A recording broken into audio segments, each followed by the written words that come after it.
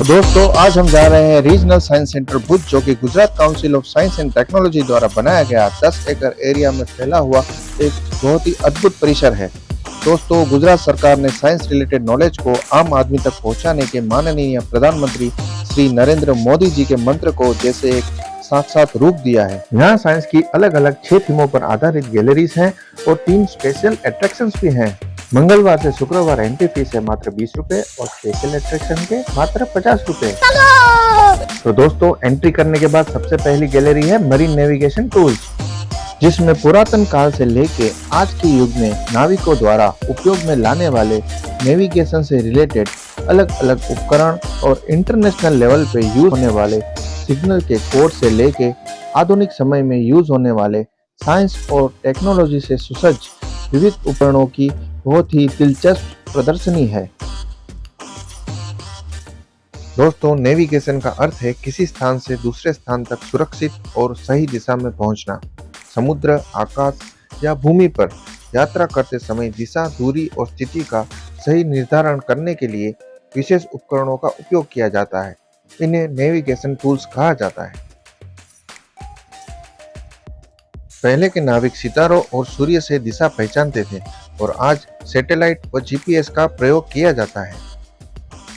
दोस्तों, नेविगेशन उपकरणों के विकास के बारे में अगर बात की जाए तो प्राचीन काल में नाविक सूर्य, चंद्रमा और सितारों की दिशा देखकर यात्रा करते थे। मध्यकाल में कंपास और एस्ट्रोलैब का उपयोग शुरू हुआ। औद्योगिक युग में सेक्सटेंट और क्रोनोमीटर के आने से स्थिति मापना बहुत सटीक हुआ। आधुनिक काल में रडार, सोनार और इलेक्ट्रॉनिक चार्जिंग सिस्टम आए और वर्तमान युग में जीपीएस और सैटेलाइट नेविगेशन से दिशा निर्देश स्वचालित और अत्यंत सटीक हुए। तो दोस्तों, जैसे मैंने आपको पहले बताया, स्पेशल अट्रैक्शन में आप नेविगेशन सिमुलेशन को चुन सकते हैं।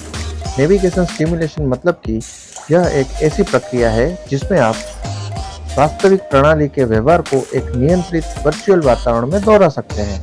जैसे हम समुद्री जहाज को एक स्थान से दूसरे स्थान तक ले जा सकते हैं, तो इससे हमें वास्तविक समुद्री जहाज चलाने की स्थितियों का अनुभव होता है। और इसमें दूसरा अट्रैक्शन है सबमरीन सिमुलेशन, जिसमें वास्तविक सबमरीन जैसे आकार की प्रतिकृति बनाई गई थी, जो समय समय पर वाइब्रेट होती है और जिसमें बैठने के बाद हमें सबमरीन में बैठने जैसा अनुभव होता है। सामने 3D स्क्रीन पर मछलियां और दुश्मनों के जहाज दिखते हैं और यह समय समय पर वाइब्रेट होकर रियल अनुभव का आभास देते हैं।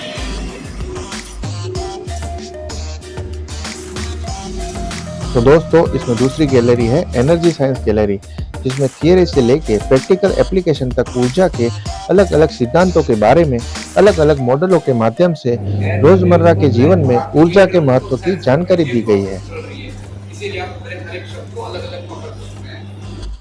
तो दोस्तों, इसी तरह जनरेटर से इलेक्ट्रिक एनर्जी ट्रांसमिशन सबस्टेशन में आती है और वहां से स्टेप डाउन होके डिस्ट्रीब्यूशन नेटवर्क के द्वारा हमारे घरों तक पहुंचती है। तो दोस्तों, जैसे कि यहाँ ये भाई साहब हमें समझा रहे हैं कि एनर्जी ना तो पैदा की जा सकती है और ना ही उसका नाश हो सकता है। एनर्जी को मात्र हम एक रूप से दूसरे रूप में रूपांतरित कर सकते हैं। तो दोस्तों, जनरेटर को एनर्जी मिलती है, उससे वह इलेक्ट्रिक एनर्जी में रूपांतरित करता है और जनरेटर को हम इन 11 में से 9 तरीकों से एनर्जी दे सकते हैं, जिसे वह इलेक्ट्रिक एनर्जी में रूपांतरित कर सकता है। बाकी सोलर और हाइड्रोजन एनर्जी को इलेक्ट्रिक एनर्जी में रूपांतरित करने के लिए हमें जनरेटर की जरूरत नहीं पड़ती।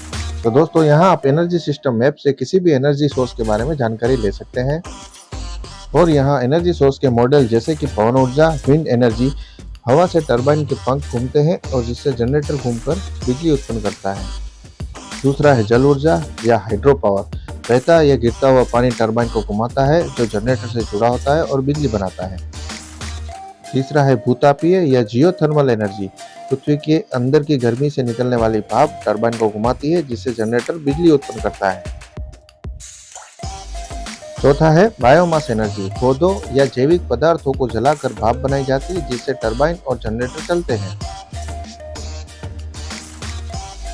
और पांचवा मॉडल है सौर ऊर्जा। सौर पैनल सीधे सूर्य के प्रकाश को बिजली में बदलती है और इसमें जनरेटर की आवश्यकता नहीं होती। छठा मॉडल है महासागर, जिसमें ज्वार भाटा या समुद्री लहरों की गति से टरबाइन घूमते हैं, जो जनरेटर को चलाते हैं और इससे इलेक्ट्रिक एनर्जी उत्पन्न होती है। सातवां मॉडल है हाइड्रोजन एनर्जी। हाइड्रोजन ईंधन कोशिकाएं रासायनिक प्रक्रिया से सीधे बिजली बनाती है, इसमें जनरेटर की आवश्यकता नहीं होती। आठवां मॉडल है कोयला या कोल ऊर्जा। कोयला जलाने से गर्मी उत्पन्न होती है, भाप बनती है जो टरबाइन और जनरेटर को चलाती है।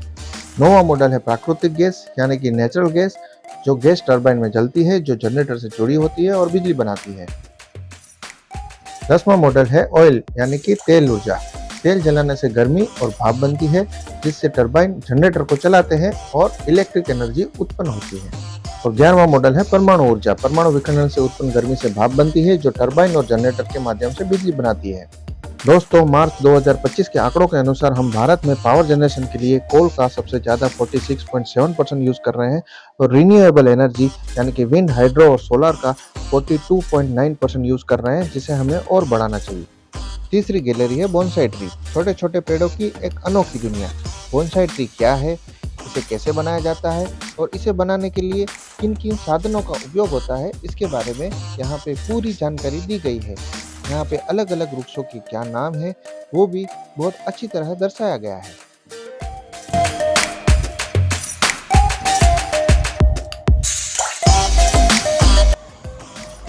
वेलकम टू बोनसाई जैसी। बोनसाई कैसा है कि ये जो प्लांट होते हैं उसके बड़े प्लांट हम छोटा करते हैं। कैसे छोटा करते हैं दोस्तों, चौथी गैलरी है फील्ड मेडल गैलरी। नोबेल पुरस्कार के समकक्ष ऐसे फील्ड मेडल विजेता महान मैथमेटिशियंस की याद में बना हुआ सबसे पहला फील्ड मेडल गैलरी देता है महान मैथमेटिशियंस को एक विशेष सम्मान।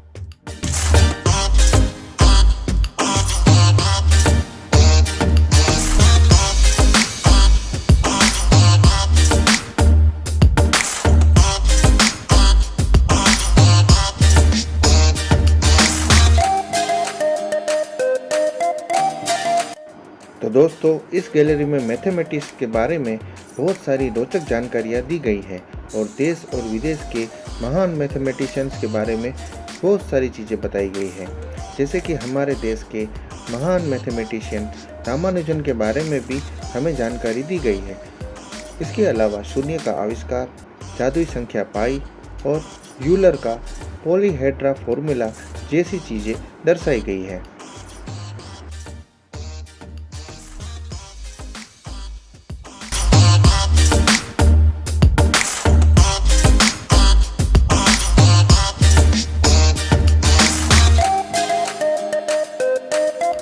पांचवी गैलरी है नैनो टेक्नोलॉजी। आज के समय की मांग मतलब नैनो टेक्नोलॉजी। नैनो टेक्नोलॉजी के सिद्धांत, साधन, टेक्निक और उसके उपयोग के बारे में इस गैलरी में बताया गया है। तो दोस्तों, नैनो टेक्नोलॉजी वह विज्ञान और तकनीक है जिसमें पदार्थों को परमाणु और अणु के स्तर पर नियंत्रित किया जाता है।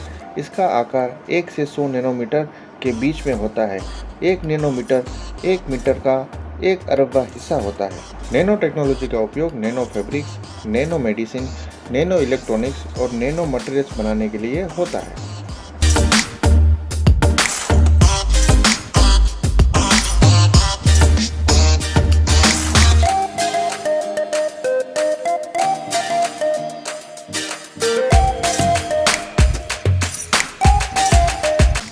दोस्तों, सिक्स्थ गैलरी है स्पेस साइंस गैलरी।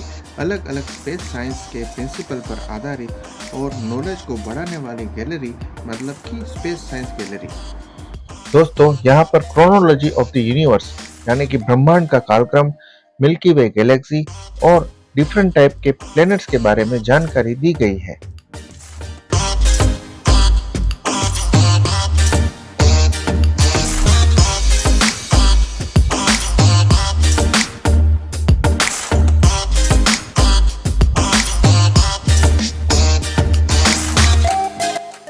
यहाँ विज्ञान के क्षेत्र में खगोल विज्ञान का इतिहास और उत्पत्ति दर्शाई गई है।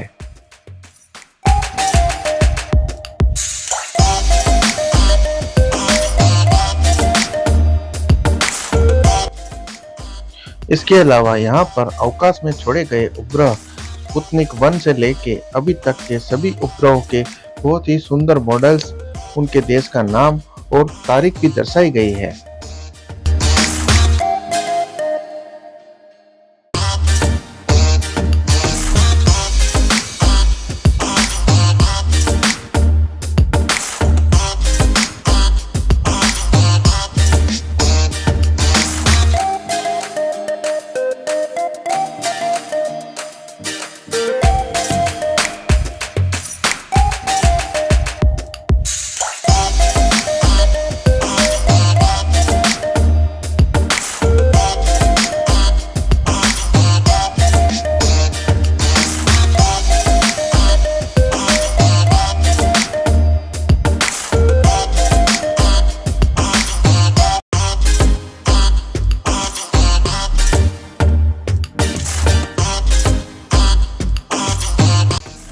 सारी साइंस गैलरी देखने के बाद हम वहां पर एक कैंटीन में गए, जहां हमने नाश्ता किया और फिर चल पड़े हम हमारे घर की ओर।